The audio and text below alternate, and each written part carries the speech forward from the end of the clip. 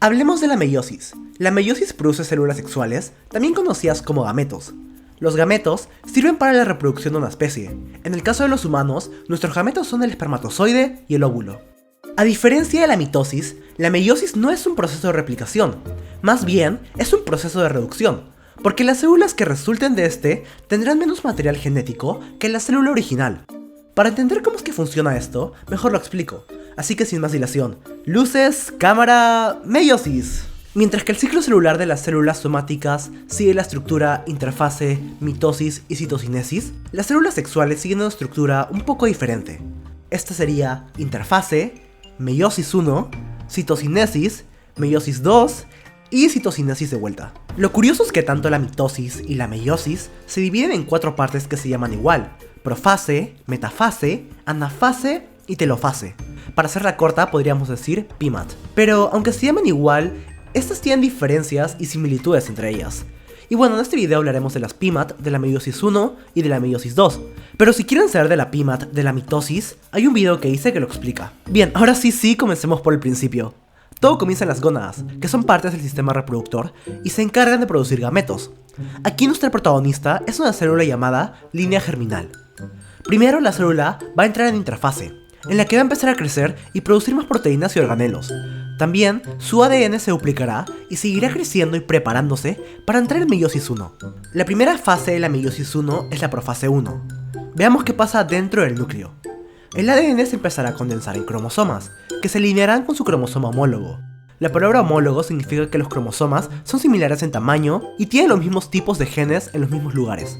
Luego estos cromosomas homólogos van a intercambiar información a través de un proceso llamado entrecruzamiento, en el que los genes de un cromosoma se van a ir al otro y viceversa. Esto nos sirve principalmente para fomentar la variabilidad genética.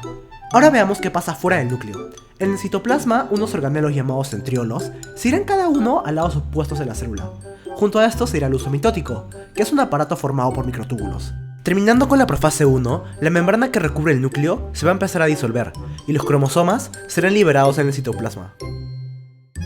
Ahora pasamos a la metafase 1, en la que los cromosomas se van a alinear en 2 filas junto a sus pares homólogos, esto en el centro de la célula. Luego los microtúbulos del uso mitótico se empezarán a unir a los cromosomas de cada lado a través de sus centrómeros.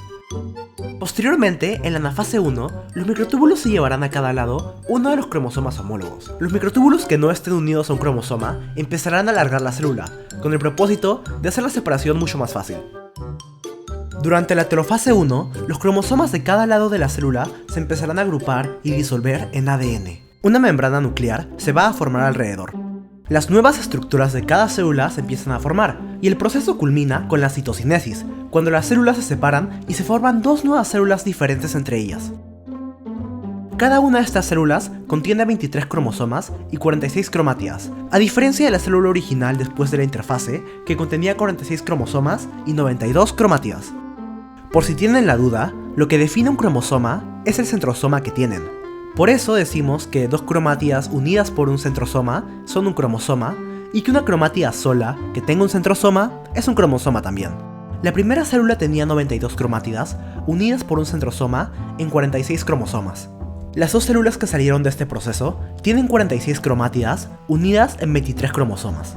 Fin de la explicación, sigamos con la meiosis 2. Las fases de la meiosis 2 son similares a la de la meiosis 1, pero con algunos cambios. Por ejemplo, la profase 2 es similar a la primera, pero sin el entrecruzamiento. Los cromosomas de cada célula se vuelven a condensar y la membrana nuclear se disuelve de vuelta. También cada centrosoma se va a un lado opuesto de la célula junto a su uso mitótico. Durante la metafase 2, los cromosomas se van a volver a alinear en el centro de la célula, pero esta vez en una sola fila, porque ya no hay cromosomas homólogos. Los microtúbulos del uso mitótico se empezarán a unir a los cromosomas por ambos lados. En la anafase 2, algunos microtúbulos separan los cromosomas en 2 cromátidas a través de los centrosomas, mientras otros microtúbulos expanden la célula. Cada cromátida se vuelve su propio cromosoma. Finalmente, en la telofase 2, los cromosomas de cada lado de la célula se agrupan y un núcleo se empieza a formar alrededor de estos. Los cromosomas se descondensan y cada parte de la célula empieza a formar sus propias estructuras. El uso mitótico también se empieza a disolver. El proceso culmina en la citocinesis, cuando las 2 células terminan de ser divididas, resultando en 2 células diferentes. Finalmente, este proceso nos va a dar 4 células que no van a ser iguales, sino que van a ser diferentes cada una de la otra. Veamos un poco estas células. A diferencia de las células resultantes de la meiosis 1, que tienen 23 cromosomas y 46 cromátidas, estas nuevas células contienen 23 cromátidas y 23 cromosomas, lo que significa que cada cromátida es su propio cromosoma. En el caso de los humanos, esas células serán espermatozoides para masculino y óvulos para femenino. Cuando estas células se juntan, se forma un cigoto, la primera forma de vida de un ser humano, y el resto es historia para otro video.